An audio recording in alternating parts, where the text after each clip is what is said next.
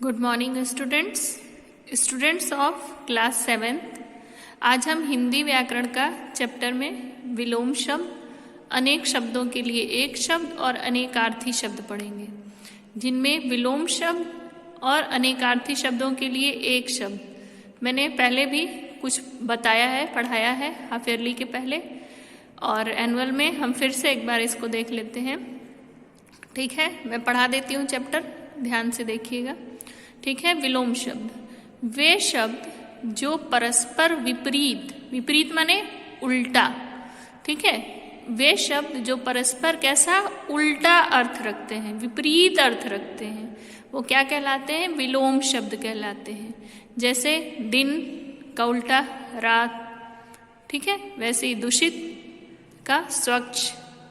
ठीक है, इसी प्रकार से बुक में ढेर सारी सारणी है, अभी हम बुक में भी देखते हैं। आगे देखते हैं अनेक शब्दों के लिए एक शब्द। अनेक शब्द के स्थान पर उनके समान अर्थ वाले एक शब्द को रखने से वाक्य में कसाव आता है। थोड़े में अधिक बात कहने में ऐसे शब्दों का प्रयोग सहायक होता है। फिर से समझिए, अनेक शब्द के स्थान पर मतलब कई सारे शब्द हो, मतलब कि एक वाक्य हो, उसके स्थान पर समान अर्थ वाले, उसी के समान वही अर्थ देगा, ऐसे एक शब्द को रखना। ठीक है, सेंटेंस की जगह पर एक वर्ड रखना, और इससे क्या होता है? वाक्य में कसाव आता है। अगला देखिए, इसी में ही थोड़े में अधिक बात कहने में ऐसे शब्दों का प्रयोग होता है। ठीक है, ये सहायक होते हैं। उदाहरण देखिए, ज्यादा स्पष्ट होगा। देखिए अनेकार्थी शब्दों का, अनेक शब्दों के लिए एक शब्द का उदाहरण देखिए। अनेक शब्दों के लिए एक शब्द का उदाहरण, सबको समान दृष्टि से देखने वाला। ठीक है, सबको, जो सबको, सभी को समान दृष्टि से मतलब एक प्रकार की दृष्टि से देखे, उसे क्या कहते हैं? समदर्शी। ठीक है, मतलब दोनों का एक ही है, लेकिन ये कम शब्द में है और ये ज्यादा शब्द में है। अभी बुक में भी देखते हैं। अगला देखते हैं अनेकार्थी शब्द। कुछ शब्द कई अर्थ रखते हैं, मतलब एक से अधिक अर्थ होते हैं। प्रयोग की दृष्टि से भिन्न भिन्न स्थितियों में ये अपने भिन्न भिन्न अर्थ देते हैं, मतलब जैसा प्रयोग होगा वैसा हम अर्थ करें, वहां रखेंगे। ऐसे शब्दों को क्या कहते हैं? अनेकार्थी शब्द कहा जाता है। ठीक है, जैसे मधु शब्द है, इसका एक अर्थ शहद होता है, एक पुष्प का रस, फूलों का रस, उसको भी बोलते हैं मधु, और एक दैत्य था मतलब राक्षस, उसका नाम भी मधु था। ठीक है, तो ये हो गया। इसको हम बुक में अब आगे देखते हैं। ठीक है, आइए चलिए देखिए, यहाँ पर है विलोम विपरार्थक शब्द। ठीक है, विलोम को ही विपरार्थक शब्द कहते हैं। देखिए, इसमें एक रो ये हो गया, दूसरा ये, तीसरा ये और चौथा ये। ठीक है, जिसमें मैंने ये दो बता चुकी हूँ, फिर भी आप देख लीजिएगा एक तरफ से सारा। ठीक है, जैसे अमृत का उल्टा क्या हो गया? विष। ठीक है, कृतज्ञ, कृतज्ञ बताया था ना आपको। कृतज्ञ जो किए गए उपकार को माने, कृतज्ञ जो किए हुए उपकार को न माने। ठीक है, क्रय विक्रय। ठीक है, इसी प्रकार से यहां पर आ जाइए, मान अपमान। ठीक है, दूषित स्वच्छ, धनी निर्धन, धनी माने जिसके पास पैसा हो, खूब धन दौलत हो, निर्धन जिसके पास न हो। ठीक है, रात दिन, लघु दीर्घ, देख रहे हैं ना। आगे देखिए, सदुपयोग दुरुपयोग, कहते हैं ना हम शिक्षक कहते हैं आप लोगों से कि समय का क्या करो? सदुपयोग करो। इधर उधर घूमकर या मोबाइल पर, पहले कहते थे कि समय का दुरुपयोग मत करो। ठीक है, लेकिन अब तो मोबाइल में पढ़ाई ही हो रही है। आगे देखिए, सुगंध दुर्गंध। ठीक है, हिंसा अहिंसा। ठीक है, सुंदर असुंदर। ठीक है, स्वस्थ अस्वस्थ। ठीक है, इसी प्रकार से इनको सबको देख लीजिएगा आप। और इसके अभ्यासकार में यही एक है। विलोम शब्द से आप क्या समझते हैं? तो यहाँ पर परिभाषा दिया हुआ है, वे शब्द जो परस्पर विपरीत अर्थ रखते हैं उन्हें विलोम शब्द कहते हैं। ठीक है, देखिए निम्नांकित शब्दों का विलोम शब्द लिखिए। राजा का रंक, धर्म का अधर्म, निर्गुण का सगुण, दुर्गम का सुगम और साकार का निराकार, निरर्थक का सार्थक। ठीक है, इसी प्रकार दिया है यहाँ पर मोटे अक्षरों में उनके स्थान पर विलोम शब्द लिखिए। सुधीर एक साधारण बालक है, यहाँ पे साधारण जो है थोड़ा मोटे से लिखा हुआ है, तो क्या हो जाएगा? असाधारण।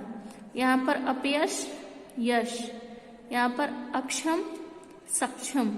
ठीक है, इसी प्रकार से यहाँ साकार निराकार, आस्तिकता नास्तिकता, अहिंसा हिंसा।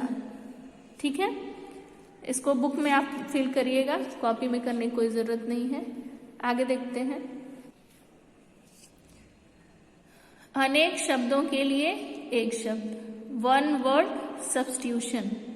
ठीक है, जैसा कि आपको बताया मैंने, अनेक शब्द के स्थान पर उनके समान अर्थ वाले एक शब्द को रखने से वाक्य में कसाव आता है और थोड़े में अधिक बात कहने से क्या होता है? ऐसे शब्दों का प्रयोग में सहायक होते हैं। ठीक है, ऐसे शब्द किसमें सहायक होते हैं? थोड़े में अधिक बात को कहने में ऐसे शब्द सहायक होते हैं। ठीक है, जैसे देखिए, जो कभी बूढ़ा न हो अजर। ठीक है, जो पहले पैदा हुआ हो अग्रज, बड़े भाई को बोलते हैं अग्रज। जो बाद में पैदा हुआ हो अनुज। ठीक है, अग्र माने पहले, अनु माने बाद, तो जो ज माने जन्मा। ठीक है, ऐसे ही और भी है, जिसने अपराध न किया हो निरपराध। ठीक है, देखिए, शाक सब्जी खाने वाला शाकाहारी। ठीक है, साथ साथ पढ़ने वाला सहपाठी, जैसे आप लोगों के क्लासमेट है उनको। ठीक है, सबको समान दृष्टि से देखने वाला समदर्शी। ठीक है, जो स्मरण रखने योग्य हो स्मरणीय। ठीक है, इसी प्रकार से इसका अभ्यास कार्य देखते हैं। अनेक शब्द या वाक्यांश के लिए एक शब्द में प्रयोग से क्या लाभ मिलता है? वही है, यहाँ पर आपको लाभ बताया गया है कि इसमें क्या होता है? वाक्यों में कसाव आता है और थोड़े ही शब्दों में अधिक कहने का इसमें कहने में सहायक होता है। ये लिख लीजिएगा बुक में ही अपने, या निशान लगा लीजिएगा। ठीक है, और इसमें कुछ है, जैसे देखिए, जिसका वर्णन न किया जा सके, आप इसको फील करेंगे। जिसे जीता न जा सके अजेय, जिसका ईश्वर में विश्वास न हो नास्तिक, पीछे चलने वाला अनुगामी, परीक्षा लेने वाला परीक्षक। ठीक है, इस प्रकार से ये है। ठीक है, अगला देखते हैं, अनेकार्थी शब्द। ठीक है, कुछ शब्द कई अर्थ रखते हैं, प्रयोग की दृष्टि से भिन्न भिन्न स्थितियों में ये अपने भिन्न भिन्न अर्थ देते हैं। ऐसे शब्दों को अनेकार्थी शब्द कहा जाता है। ठीक है, जैसे देखिए, अंक, अंक का अर्थ संख्या होता है, अंक गणित। ठीक है, नाटक का भाग प्राप्तांक, आपको कितने अंक मिले हैं, और अंक माने गोद भी होता है। ठीक है, जहां जैसी जरूरत होती वहां वैसा प्रयोग किया जाता है। देखिए, अवकाश माने छुट्टी होता है, अवसर होता है, मध्यांतर होता है, बीच का समय होता है। उत्तर, उत्तर माने एक जवाब होता है, आंसर आप जो देते हैं। दिशा के बारे में भी कहा जाता है उत्तर दिशा, दक्षिण दिशा। बाद में आने वाले को भी कहा जाता है उत्तर। ठीक है, इसी प्रकार से कई सारे हैं, जैसे गुरु, गुरु का उपदेश, आचार्य, बृहस्पति और भारी। ठीक है, जैसे मधु, शहद, पुष्प का रस आदि। ठीक है, हरि, विष्णु, बंदर, सूर्य, वायु, भगवान। इसमें देखिए अनेकार्थी शब्द क्या है, जैसे आपको परिभाषा ऊपर दी ही गई है। कुछ शब्द कई अर्थ रखते हैं, प्रयोग की दृष्टि से भिन्न भिन्न स्थितियों में भिन्न भिन्न अर्थ देते हैं। ऐसे शब्दों को क्या कहते हैं? अनेकार्थी शब्द कहा जाता है। ठीक है, यहाँ पर कुछ दिए, इनके दो दो अर्थ लिखने हैं। जैसे द्विज, द्विज का एक अर्थ होता है दांत और दूसरा चंद्रमा। ठीक है, मित्र का अर्थ सूर्य और देवता, खग का पक्षी, हवा, कनक का धतूरा, सोना, कर का टैक्स, और हाथ दोनों होता है कर का, वर्ण, अक्षर और कानून। ठीक है, इस प्रकार से आपको ये तीनों पहले भी पढ़ाया गया है, फिर से बता दिया गया है, इनको बुक में ही फिल कर लीजिएगा। ठीक है, आज की कक्षा यहीं पर समाप्त करते हैं। ठीक है, धन्यवाद।